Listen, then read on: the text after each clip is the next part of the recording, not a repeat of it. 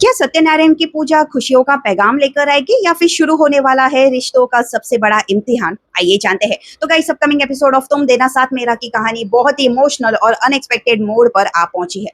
आने वाले एपिसोड में खुशियों के नाम पर एक ऐसी प्लानिंग होने वाली है जिसके बारे में यहाँ पर किसी ने भी सोचा तो नहीं होगा।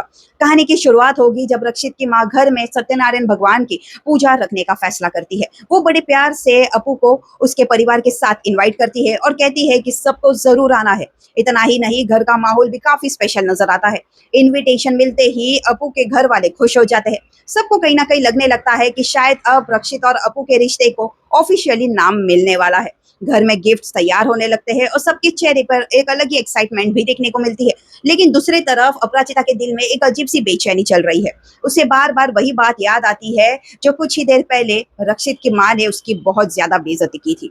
उन्होंने अपराजिता पर इल्जाम लगाया कि वो पूजा का बहाना बनाकर रक्षित के करीब आने की कोशिश कर रही है।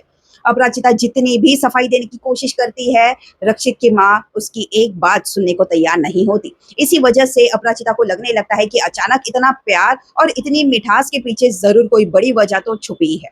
उधर रक्षित भी जब घर पहुंचता है और उसे पता चलता है कि पूजा के साथ एक और खास सेरेमनी की तैयारी चल रही है, तब उसके मन में कई सवाल खड़े हो जाते हैं। धीरे धीरे उसे एहसास होने लगता है कि शायद उसकी माँ ने उसके फ्यूचर को लेकर कोई बड़ा डिसीजन पहले ही ले लिया है।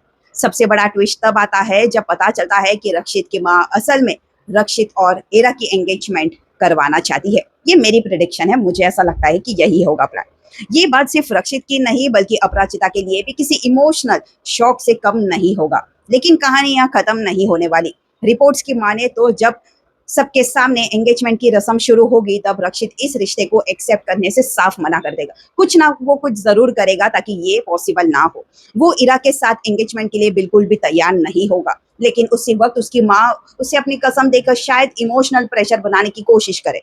अब सबसे बड़ा सवाल ये है, क्या रक्षित अपनी माँ की कसम के सामने मजबूर हो जाएगा या फिर वो अपने दिल की बात सबके सामने कहकर इस एंगेजमेंट को हमेशा के लिए रोक देगा? और अगर एंगेजमेंट रुकती है तो क्या इसके बाद रक्षित और अपू के रिश्ते को एक नई शुरुआत मिलेगी या फिर कहानी में कोई बड़ा ट्विस्ट आना बाकी है?